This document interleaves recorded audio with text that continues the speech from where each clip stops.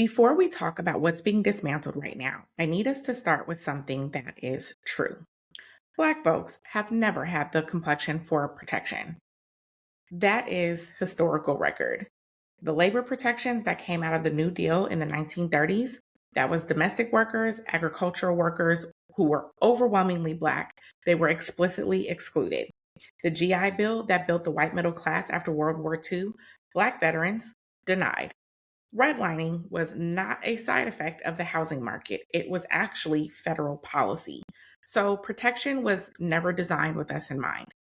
So when we are talking about protections that are being rolled back right now, I want us to hold two things at the same time. One is that some of these protections, even when they weren't built for us, have still benefited us, and we should be able to name that. Two, there's a quieter ideology that has been working in the background for decades, right? And that's the idea that there are legal floors, regulatory guardrails, interventions, and legitimate tools of such are tools of a democratic society. That ideology is being systemically dismantled. And what is replacing it, or what is the cover story, is hustle culture, individual responsibility, and meritocracy. So we're going to talk about both. And then we're going to talk about what we do when neither is available to us.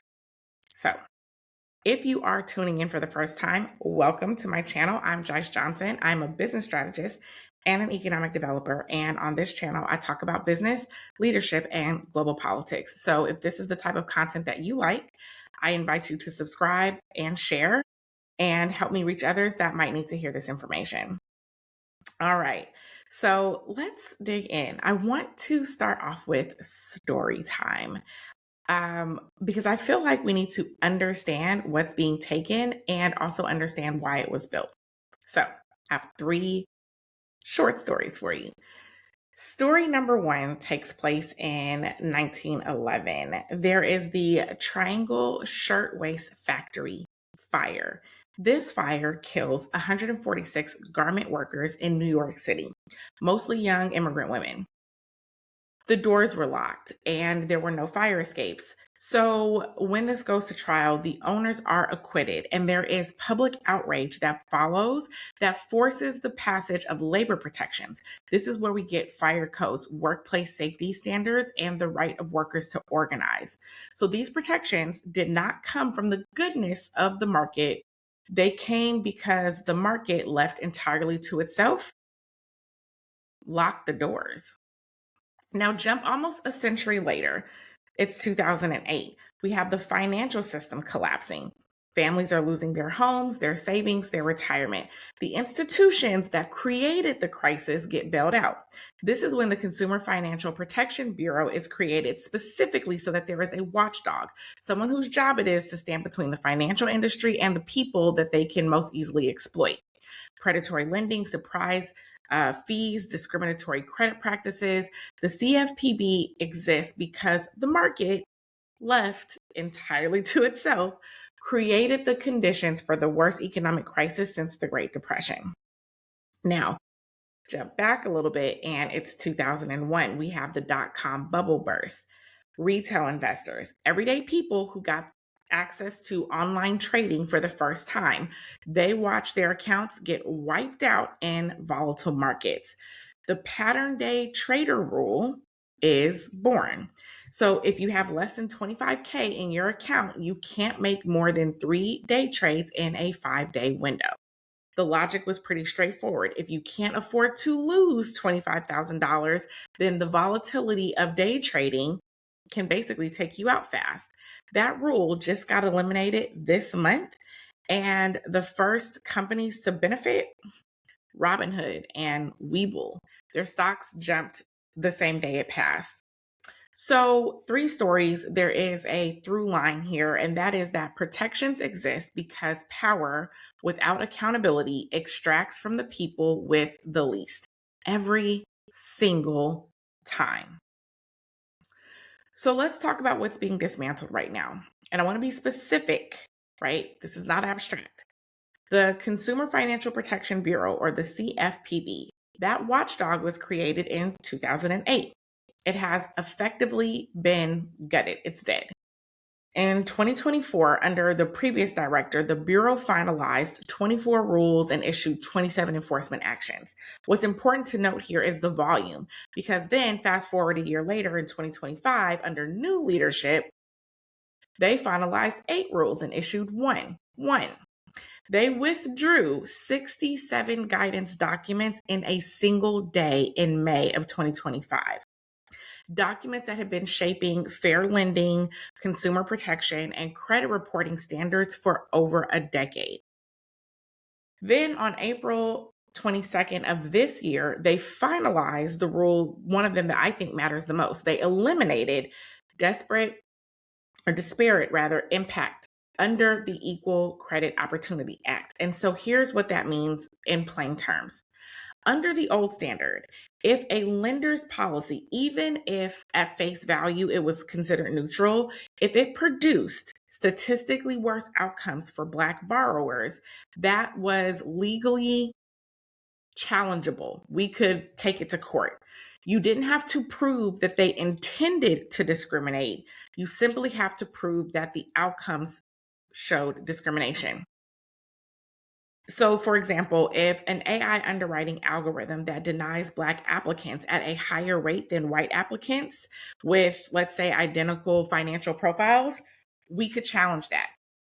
Under this, once they remove those protections, we can't do that anymore. So now what you have to do is you have to prove intent. They also shut down the special purpose credit programs. These were the programs that banks had specifically created to expand lending in communities that have been locked out or redlined. Banks that continue those practices now face enforcement. So think about what I'm saying. There was an intentional locking out, intentional redlining, and they created a program to essentially help to overturn that. Now what they're saying is that if you help to overturn those past harms, you will face enforcement. They received over 64,000 public comments on this rule, overwhelmingly opposed to it, and they finalized it anyway. So pin that and take it for what it's worth. On the labor side, the administration is working to roll back overtime protections that would have extended to some 4.3 million more workers. They have proposed stripping minimum wage and overtime protections for nearly 2 million domestic workers who, again, are women, overwhelmingly women of color. Overtime violations that already account for 82% of back wages collected under labor laws.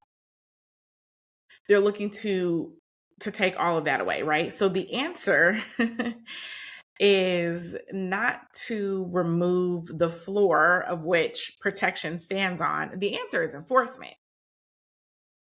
But that's not what they're doing. And what they've done is they've created over quite some time, actually, this cover story of hustle and this cover story of meritocracy. And so I want to talk a little bit about the ideology that's like running all of this, right? Because this doesn't just happen in a vacuum. It happens inside of a story or a narrative, a very powerful and, in my opinion, a very seductive narrative. The story says that America is a meritocracy and that the people who build wealth have earned it.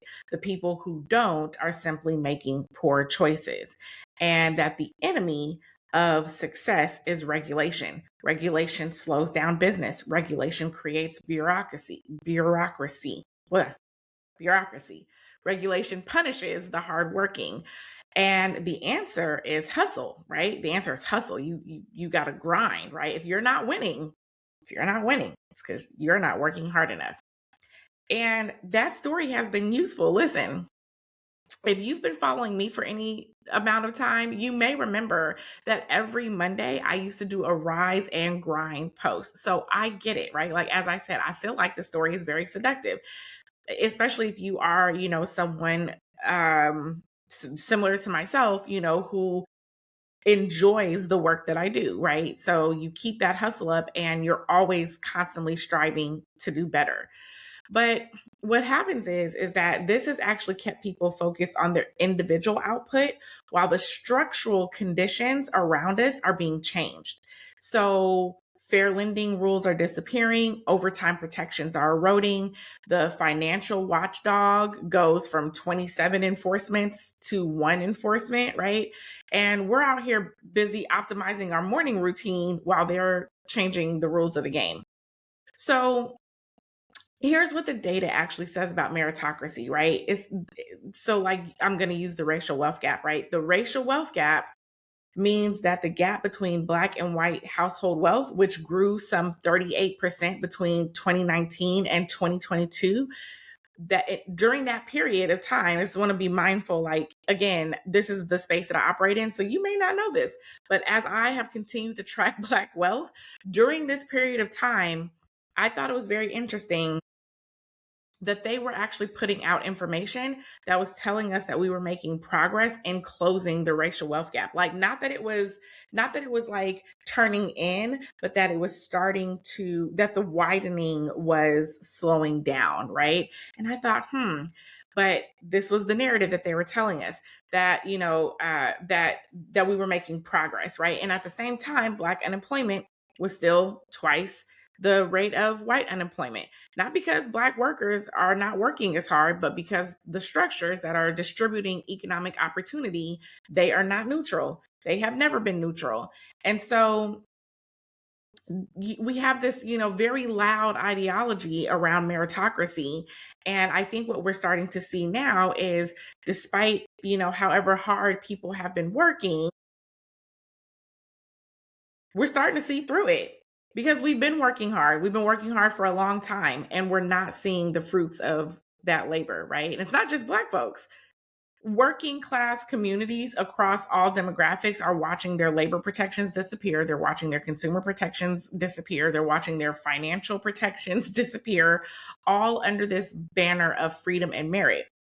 And then when we watch the market react to something like that, when we watch the market react to the disappearance of, of these protections, then their stock jumps. Robinhood stock jumped 7.6% the day that the trading rule got eliminated. The brokerage platforms that profit from retail traders making high risk trades in volatile markets are celebrating. So who's the deregulation actually for? The loud ideology of meritocracy is really a cover story, but what's happening underneath that, what's being dismantled, is the protections. And then what we have to acknowledge is that the protections weren't perfect, but the protections did create a floor. They created something for us to build on. So I want to say something that I think matters, right? And I'm not arguing that. I'm being very clear that every protection that existed wasn't working perfectly. Most of them, pretty much all of them, needed ongoing reform, right?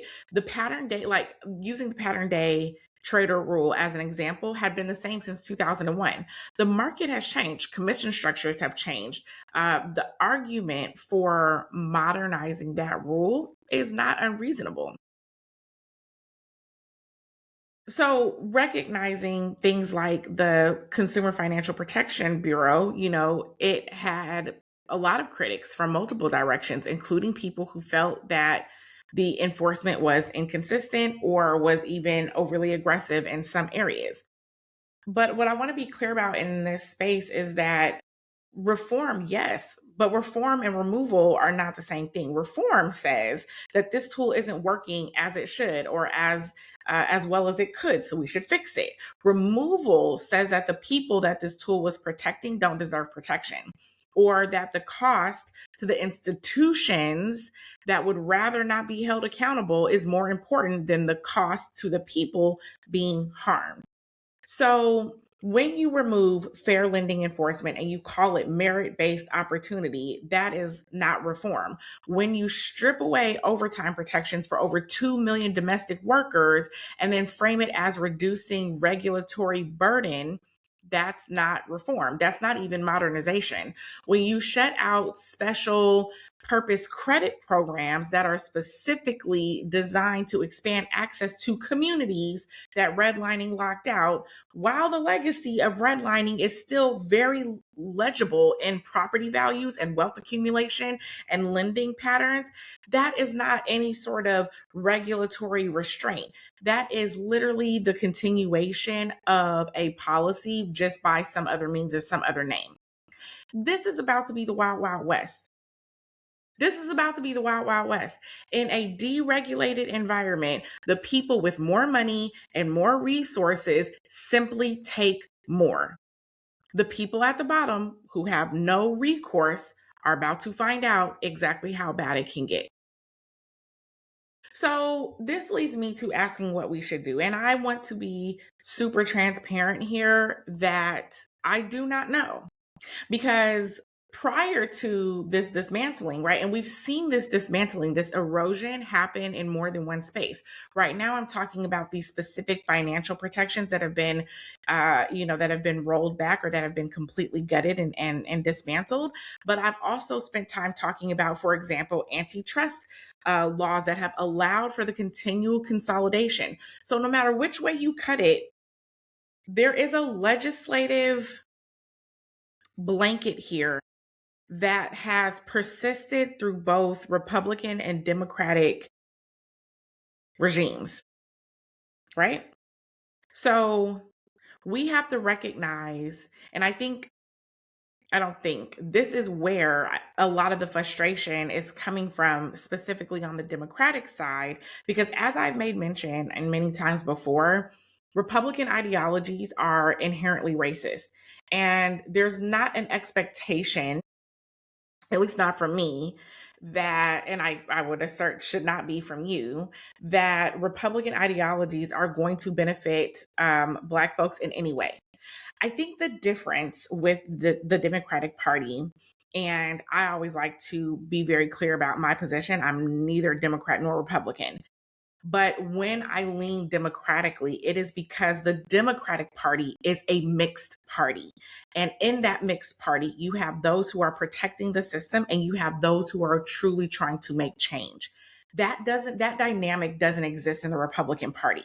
It's not a mixed party. It is an inherently racist party, and Black folks who are in agreement with that are in agreement with oppressive and extractive systems because it benefits them individually and it's not about the collective. Within the Democratic Party, because there is a mix, there is potentially the opportunity to utilize or leverage that mixture to try to help pull more onto the side of equity and fairness and opportunity. That being said, with those two parties, what we have to recognize is that over time, the erosion of those protections has been clear. And right now, we're seeing it very fast, whereas prior we were seeing it little by little by little, right? And so it's not little by little by little now. Now it's fast and furious. So that's why I'm equating it to like the Wild Wild West. Like I think that over the next couple of years, it's going to be really ugly, a really ugly economic environment for the vast majority of us who don't have the resources or the access to protect ourselves, right? So I don't necessarily know what we should do. And I always like to come with solutions, but I'll be honest, I have very little in terms of solutions at this point. And I think we should take it to the comments. If you have thoughts, let's talk about it. But I do think that we have to stop pretending that we are starting from zero, or thinking, maybe I shouldn't say pretending, that we have to stop thinking that we're starting from zero. Black communities have been building parallel infrastructure since we arrived on this continent. And that is because we have, to some degree, always known that we cannot rely on the state to protect us, right? We've seen that with Black Wall Street, with HBCUs, Black owned banks, credit unions, things like that. So, we have been creating mutual aid societies since the early 20th century. This is a blueprint that we can utilize, right? And we need to modernize and bring it up to date, but we have a blueprint that exists there. The work right now is to build the institutions that do not require us to depend on federal protection for our economic survival. Community development financial institutions, which are also under attack, cooperative ownership structures, community land trusts, local lending pools, like these are not consolation prizes for a system that failed. They are architecture of self determination. But the reason why I am still a little bit hesitant around what some of these things look like is because they know these things work, which is also why they're attacking them. So I mentioned that CDFIs, or for those of you that aren't familiar with that language, community development financial institutions, are also under attack, right? So places where we have been able to consolidate and work to create outside of the systems, as those things get systematized, they are also dismantling them. So we have to be careful about what we want to opt into the system or where we want to opt into the system, because the more that we take a parallel system and then tie it back into the system is where we see that dismantling come about again. So the second thing I think is that we need to understand collective leverage, because individual choices alone do not move systems. This is not debatable. One person choosing a Black owned bank is just a conviction, right? A good one, but a conviction nonetheless. 100,000 people coordinating a deposit campaign is a market signal. What moves institutions is coordinated, aggregated action. I'm not saying that boycotts are the way to go for everything, but what is the way to go is collective action. It doesn't require all of us, but it requires enough of us to trigger that there is a market signal. That requires organization. That requires the willingness to be accountable, to be in accountable relationships with other people who are doing the same thing.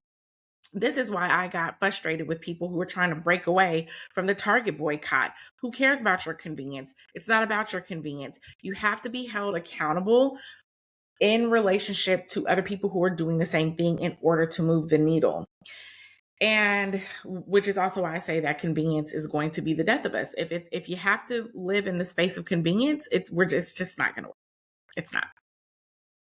The third thing, and this is something I think is really important, especially as we're looking this year at the gubernatorial races, right, is state level. When the federal floor gets removed, the state becomes the terrain, right? California, New York, Colorado, Washington have all enacted their own wage and overtime protections that exceeded federal minimums. Fair housing groups filed suit immediately to block the ECOA rollback within days of it being finalized. So the fight is not over because they're removing these protections. It does move to different ground, and we need to understand which ground that is and then show up on that ground. So, as I stated from the beginning, we've never had the complexion for protection. We get that. But here we are, right? We are still building. We are still standing. We are still requiring them to work harder than they planned to keep what they built on our labor. So I guess we're going to have to find out what they do when the floor is gone, but I feel like I know a little bit about what we need to do, and that is we need to keep building our own. So if this, was helpful for you, if this opened up some thoughts and you want to go deeper, I'm going to be writing more about this on my Substack, where I write about economic infrastructure, legislative strategy, and community power. The link is in the description. I would love if you would share this, because somebody in your sphere and in your network, I'm positive, needs to know about it. They need to know about these rollbacks, and they need to understand where they came from. They need to understand where we collectively need to go. So help me reach them. And until next time, I'm Jice Johnson.